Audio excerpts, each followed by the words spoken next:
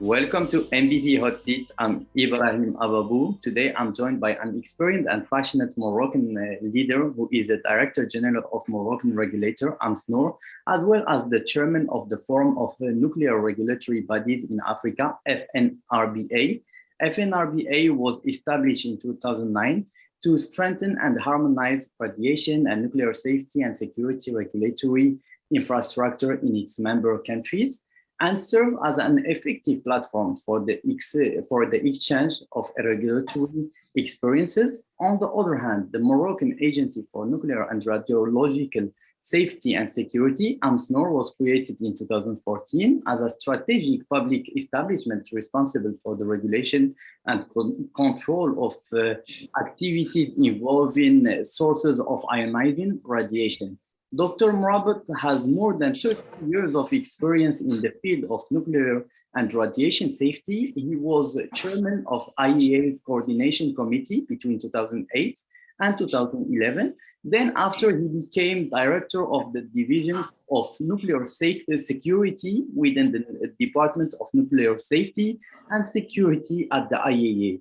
Following the creation of AMSSNuR, he returned back to his home country, Morocco, to head the organization. Welcome, Marhaba, Dr. Mrabit. It's a great pleasure to host you today.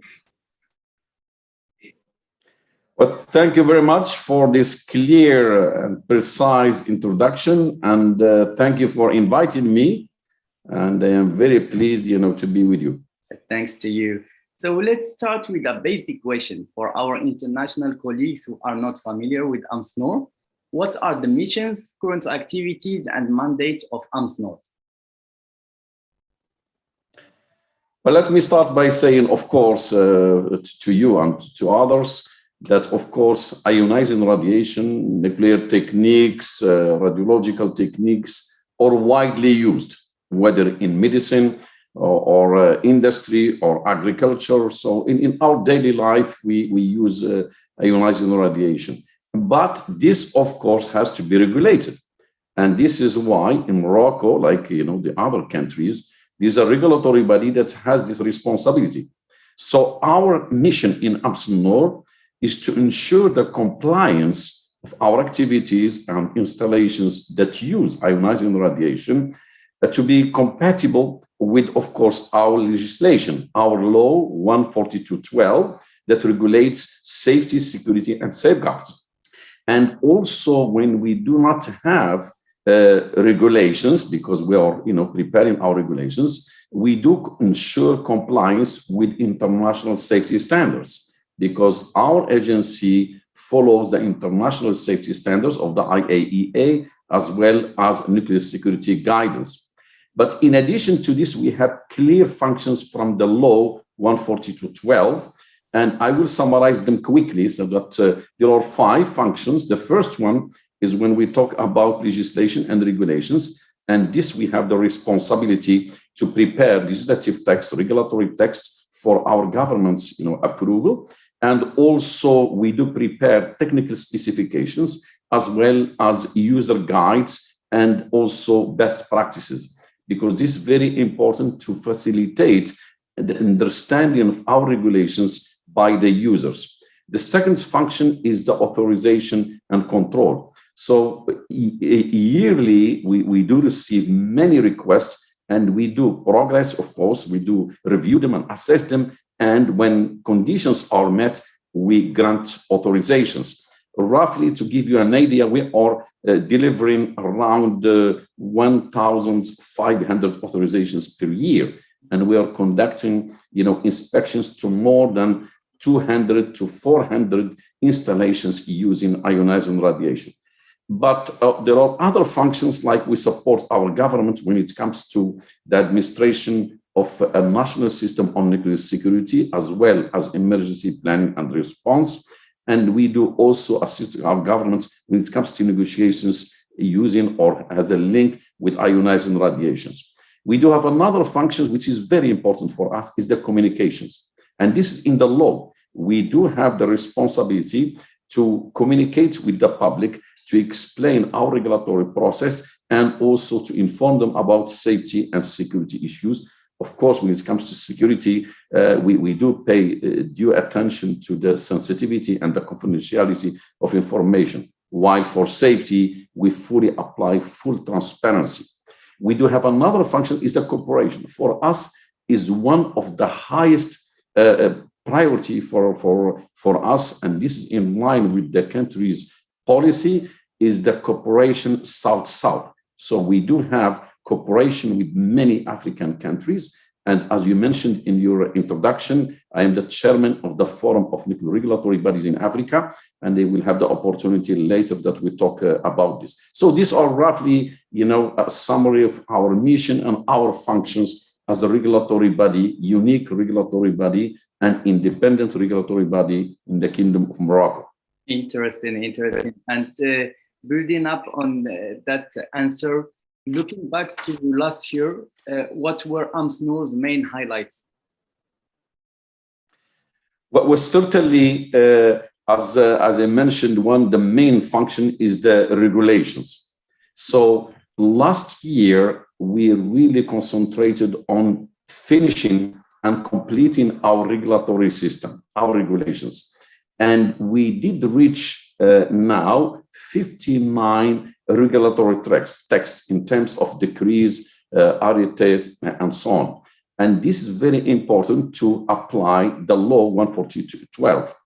In addition to that, of course, we strengthened our control system, and we continued, inspecting our facilities and also delivering authorizations. We did also support the government as we did and participated in many exercises, emergency exercises that were, at the national level or regional level or international level, organized by the agency, the International Atomic Energy Agency. For the public also communications, we did also continue our activities despite, of course, this pandemic situation. And we do have always contacts, and through, of course, our website, and also with the NGOs and professional societies, that we do have contacts with them to also inform them about our activities.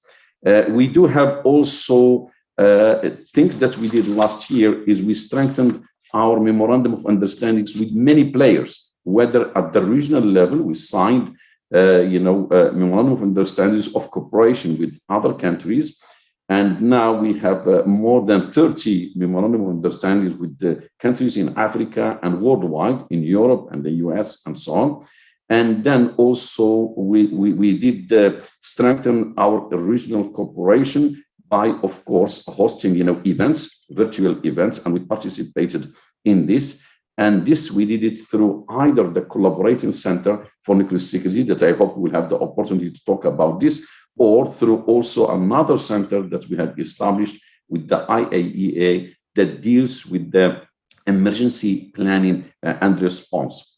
And we continued, of course, training. Training for us is a key element for, of course, our people, our staff, because now we reach nearly 90 staff members, and also training virtually, of course, of other African, participants in close cooperation with the IAEA and other donor countries like the US. So this is roughly exactly some of the main activities that we dealt with last year. It's great to hear that you have been very busy this last year, working on different aspects of the nuclear field, and making also it's fantastic to hear that you're having like cooperation with many countries around the world, especially African countries, and you have 30 MOUs going on. That's fantastic. So can you briefly share with us the current nuclear development in Morocco from a regulatory perspective? Well, from the regulatory aspects, of course, as I said, is to finalize the regulatory text. And I think it's worthwhile sharing with you our experience, how we do this, because many countries in Africa and other regions would be interested in our approach. For us to prepare this text, we created a national committee that involves all those who have direct or indirect links with the regulations, of ionizing radiation. We have more than 30 institutions, ministries, public organizations, NGOs, professional societies that are participating in this national committee. Yeah. Of course, it takes a lot of time to convince, more than 30 partners, but I think it's worth doing because then the ownership, they have the ownership of such texts. And then when you prepare them, it is easier to implement them because they feel that they were part in the whole process. So for us, we did put a lot of efforts in the preparation of this regulatory text. And one of our priority also this year is to continue working with the government to speed up the process of approval of such text.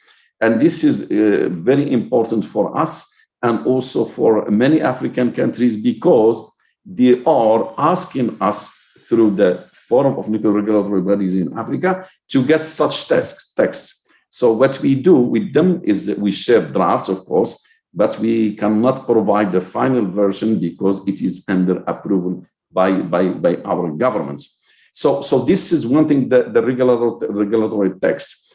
Another thing is to share also our experience through regulatory, if you wish, knowledge management frameworks. And this, whether through the regional one, which is Forum of Nuclear Regulatory Bodies in Africa, or through the Global Nuclear Safety and Security Network that is administered by also the IAEA, or through bilateral contacts with other countries. So for us, these are things that really, to which we assign high priority. And then we received, although it's pandemic situation, we received also scientific visits, that came to Morocco. And while respecting, of course, all the restrictions, we did receive, of course, scientific visits, and we did share our experience with many African countries. And this was physically, in addition to the continuous work we do virtually. Yes, and it's great to see that you have involved all the organization toward crafting this text. So basically, to not be that would help the text to be like more fluent and to flow rapidly toward all the administration instead of just reaching out to them at the end. And continuing on the same aspect, has Morocco crafted its nuclear law? And can you elaborate further on that? Yes, exactly. We did have, of course, an old law, and this is since exactly the 70s, but that law that was regulating our activities using ionizing radiation became obsolete because it was not really compatible with the IAEA new standards and regulations at the international level. And also there were many, of course, conventions that were signed and ratified by Morocco. And of course, then we had to apply them, and we have to reflect this in our legislations. Therefore, Morocco has started in the 90s drafting a new legislation. And this, of course, it took time, like, in any legislative process, this takes a lot of time. So in 2014, this new law 142/12 finally was really published. And then that covered both nuclear and radiological safety and security, and also safeguards. And this is very important because it's a law that covers all these, applications, safety, security, and safeguards. And this is what the IAEA has been promoting, is to have a unique integrated law that deals with all nuclear and radiological, issues. When this has been published, this law created the new agency, the regulatory body, which is AMSSNuR, the Moroccan Agency for Nuclear Radiological Safety and Security. And then I was honored and lucky to be the first director general of this agency, to create it, to establish it. And I can assure you that this legislation now, we are applying it fully. And then we have also prepared regulations, as I said earlier, 59 regulatory texts that cover all aspects of safety, security, and safeguards. And now we are putting more emphasis in its implementation, because we have also prepared an integrated management system.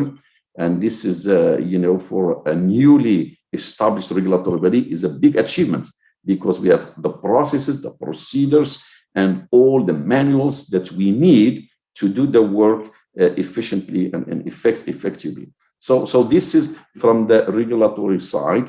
This is exactly based on our legislation that we updated this, and we updated our regulations, and now we're applying this, and we are very happy and will be very pleased to share continuously this experience with other African countries and other countries that are interested in updating their regulations and applying them, and to share with them best practices and lessons learned. It is fantastic to hear that, and also congratulations on being designated by the IAEA as the first African Collaborating Center for Capacity Building in Nuclear Security. So can you explain to us what it means to be a collaborating center? And also, as you mentioned, collaboration with African countries. How can African countries gain from that? Well, first of all, we were very pleased, of course, to get that recognition, because for a young regulatory body that started only 5 years ago, first of all, it is, of course, the nation as the first nuclear security collaborating center in Africa. It's a big achievement. And really to illustrate this and understand the importance of such centers, let me say a few words about their objectives. So the objectives of these centers are to help African member states of the IAEA in developing their regulations or their legislative and regulatory framework for nuclear security in their countries, because we have this experience. And now through this center, we want to share this experience and help the others also to update and upgrade and improve their regulations. Second is, of course, to develop national and African capacities, because one thing is to have legislation and regulations, procedures, manuals, and so on. But the other thing is to have competent people. And this is not easy. And then when you have competent people, you have to maintain that level and continuously improve their level. So this is one of the objectives. And last objective, but not least, is to strengthen regional and international cooperation in nuclear security. Because all of us, we do have limitations from budgetary restrictions, and also sufficient number of people well trained and so on. And therefore, we have to cooperate and we have to share our resources. So one of the objectives of such collaborative center is to contribute to the strengthening of national and international cooperation in nuclear security.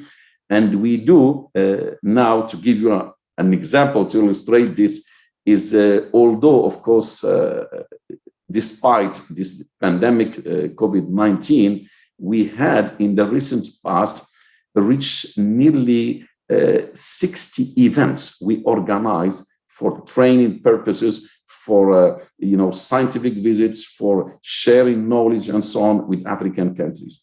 And we do continue using also this collaborating center to promote the sharing of knowledge and experience. So this is exactly, these are the objectives of such center. And I can assure you that with the IAEA, we are working together, because this center, collaborating center, is recognized by the IAEA. It's signed with the IAEA. I had the honor to sign this with the Deputy Director General, who is the head of the Department of Nuclear Safety and Security.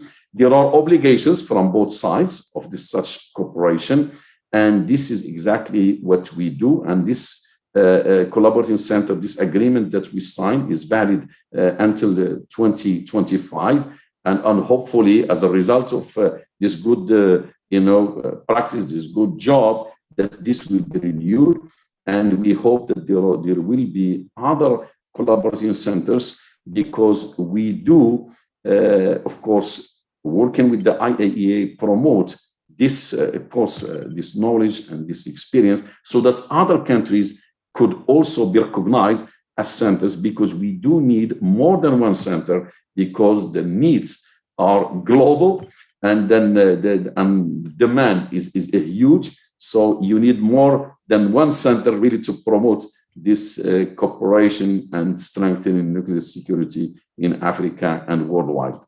Indeed, indeed, and we need to see more kind of those centers flourishing in all over Africa. So, as you touch in briefly at the beginning, raising awareness of the public about nuclear activities and the legal framework governing nuclear materials used in Morocco. What do AMSSNuR undertake to tackle that issue? Well, I think for us, this communication and public trust are key. And for that, our approach, we started with creating a policy and a strategy of communication, whether internally or with the external world. And this is what we did. And this strategy was approved by our government. And this covers, of course, the media, this covers the way we work. It includes also our website and also interactions, with the professionals and so on. And this strategy, we started implementing it 3 years ago. And maybe to give you an example to illustrate, this, we had organized a regional, awareness events with professionals and with the public. And we did this in many regions, in Morocco, because we have 12 regions, as you may know, and we did it in 8 regions, And unfortunately, because of the pandemic situations, we were a little bit framed, and there was a break because we cannot organize this for a big number of people participating. And usually when you organize this, you have hundreds of people that are interested. So hopefully the situation, of the COVID-19 will improve, and then we'll come back exactly to normal situation. Only to give you an example, also our website, we have, several thousands, more than 3,500, visits per month. And we have a press coverage of more than 100 media appearances that we have. And we do continuously organize, meetings with the universities and to sensitize, of course, professionals and also students and also the public. So for us, communication and public information, again, are key issues that AMSSNuR has been dealing with. It is crucial to get the public involved in the nuclear field and to get the public a sense of what you are doing, and also what are the nuclear activities in Morocco, because in the majority of countries, there is a lack of understanding from the general public about nuclear in general. So there is misconceptions about nuclear is risky, they get nuclear, first thing they get in their mind is that it's nuclear weapons, etc., which is nuclear is much more than that, and it's a great opportunity for a lot of countries to scale up their energy needs and in an effective way, and to combat climate change at the same time. So moving on, as you are the chairman of the Forum of Nuclear Regulatory Bodies in Africa, can you tell us about the main activities of FNRBA and what are the areas of focus for 2022? Well, this is very important, because this forum, let me say that, of course, it started many years ago. It started in 2009, but it was at the beginning, it's like a club, of regulators. And then when I joined exactly in 2016, became the Director General. And then later I had discussions with the colleagues from Africa. And I pushed that really what we need the recognition by our government, because if you want to go far and that you make changes, then you need also the recognition by your government. This is what we did, and we changed the charter of this forum, and it became intergovernmental, of course, regulatory network. And this is now, of course, we had even the recognition by the IAEA as, of course, a professional, body, and we participated for the first time last year, and they made a speech to the, of course, the General Assembly, if you wish, the General Conference of the IAEA, and this is a big change. So for us, the aim of this regulatory body and this forum is to strengthen and harmonize radiation and nuclear safety and security in Africa. Because if you want to promote cooperation between these countries, you have to promote harmonization of legal and regulatory texts so that we could understand each other, and then we harmonize our approaches, regulatory approaches that should be compatible with the source of these regulations, which are the IAEA safety standards and nuclear security guidance. Another aim is to share lessons learned, and best practices, because all of us, we need this support. We need to share with others. We need to learn good practices, best practices, and improve our regulations. And this forum does this. And then, of course, we improve also our capacity building in safety and security by sharing, also capabilities and also sharing opportunities for training. And this is really the purpose of this network. We do have currently 6 thematic working groups that are promoting with regulatory specific issues in 6 fields. One of them is legislative and regulatory infrastructure.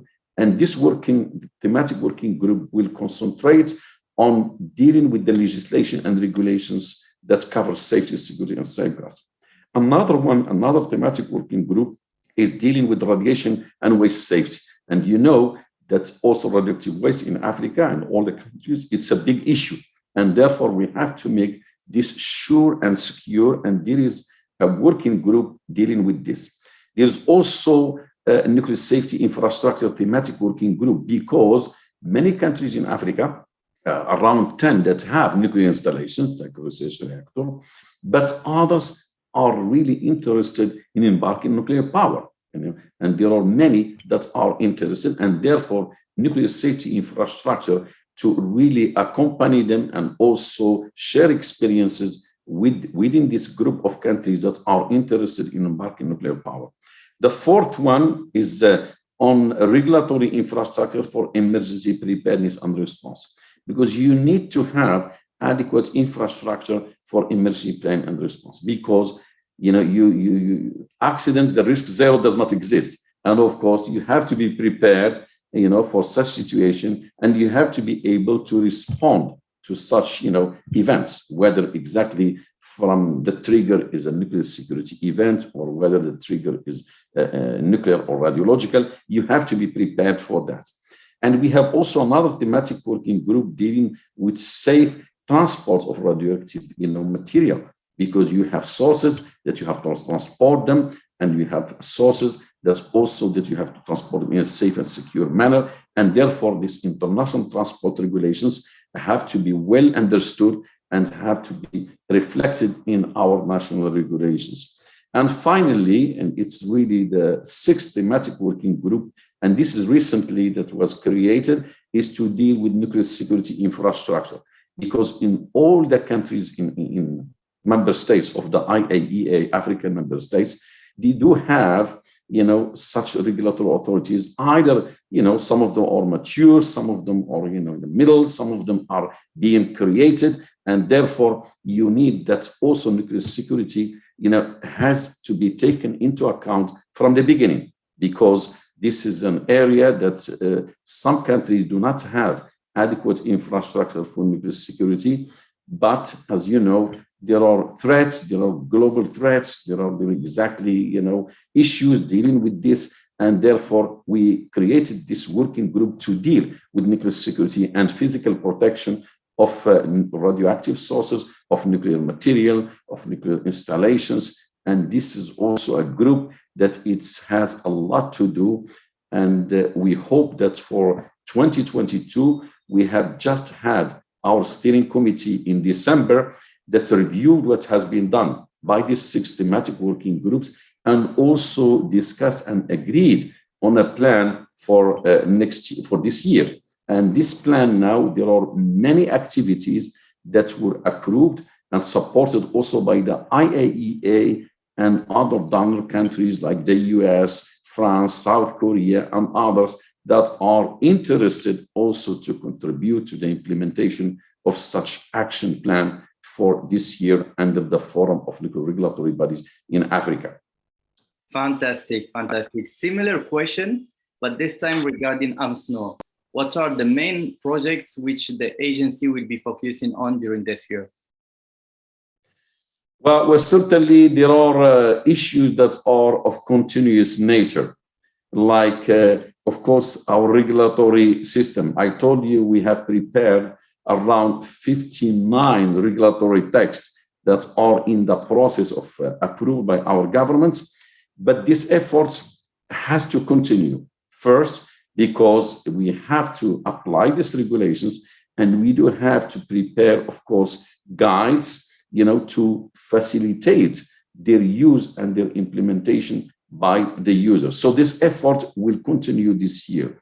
And then we have to continue again, upgrading and improving our authorization, licensing, and control system, because our, inspection, system is well established, but it has to be strengthened using the new regulations that is being in the process of approval.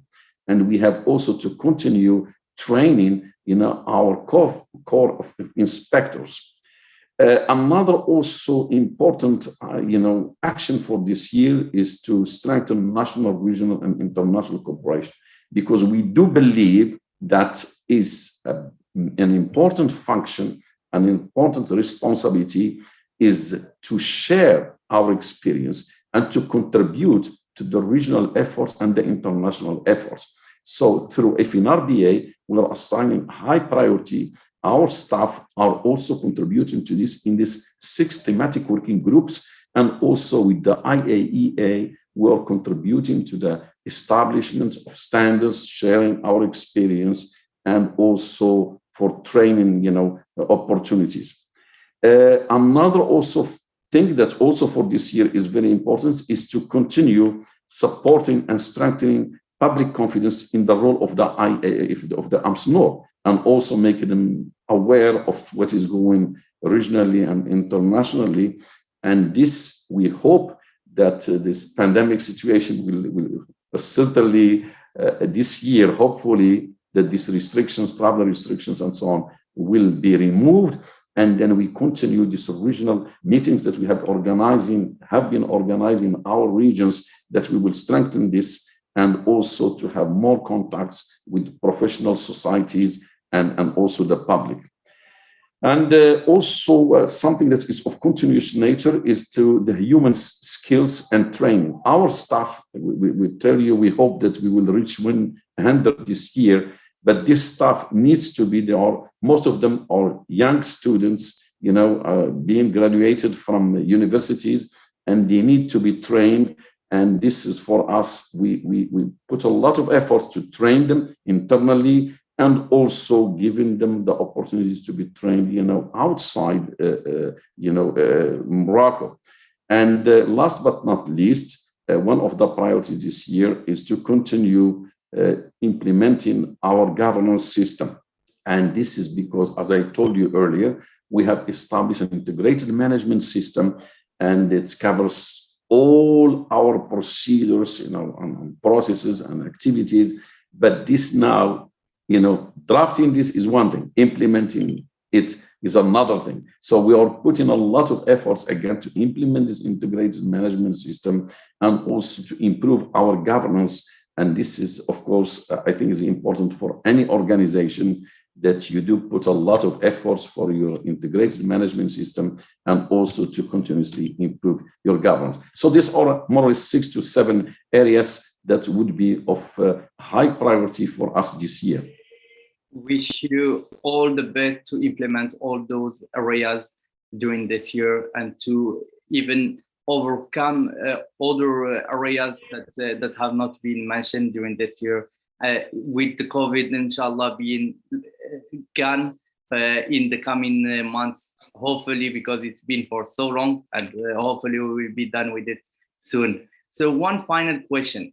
What do you enjoy most about your role at AMSSNuR? And what could you say to inspire future nuclear leaders in Morocco and Africa? Well, certainly, of course, this job is very exciting. And for me, one thing that we did and we will continue, putting and assigning high priority to it is the gender issue. And for me, from the beginning, I assigned high priority to this. And I'm very proud to say that nearly, among rare regulatory bodies in the world, that we have this gender issue, that the parity. And to give you an example to illustrate this, we are over 45% of our staff are women, and over 40% of decision-making positions are for women. So for us, this is one thing that is very important and is exciting, and I am proud of it. And we will continue putting a lot of efforts to reach, hopefully soon, the parity 50-50. Another also thing that really it's exciting, and we will be assigning again high priority, is to continue being engaged and do more through these regional and international networks. Because really, our staff, we have this culture of sharing, and continuously improving not only our capacities, capabilities, but also contributing at the regional and international level. And this now became really a culture, this cooperation through FNRBA or through GNSSN or through other, fora, that really we will continue pushing for that. Really, I strongly believe that in Africa, there are a lot of activities going on, and this region needs more support, not only from its sons and daughters, but also from international organizations, and namely the IAEA, that has been really doing a great job to support its member states. And we are really excited to continue this cooperation with the IAEA and other donor countries that have mature regulatory programs, that together we will strengthen really the infrastructure of safety, security, and safeguards in Africa. So there are many exciting jobs that will keep us exactly putting more effort and more energy to achieve them. Indeed. And why not we would see a female leader in the coming years in the Moroccan nuclear organizations. So once again, Dr. Mrabit, thank you for being on MVP Hot Seat. It's heartwarming to hear all the accomplishments and development made so far. Looking forward to further accomplishment and hopefully to hear about the Moroccan decision to embark on a nuclear power program in the coming years. Why not? To all our viewers, feel free to leave your feedbacks and questions in the comments box below. And do subscribe to our channel if you would like to gain more insight from global nuclear leaders. May this year be the revival of nuclear energy worldwide. Stay tuned for next episode of MVP Hot Seat.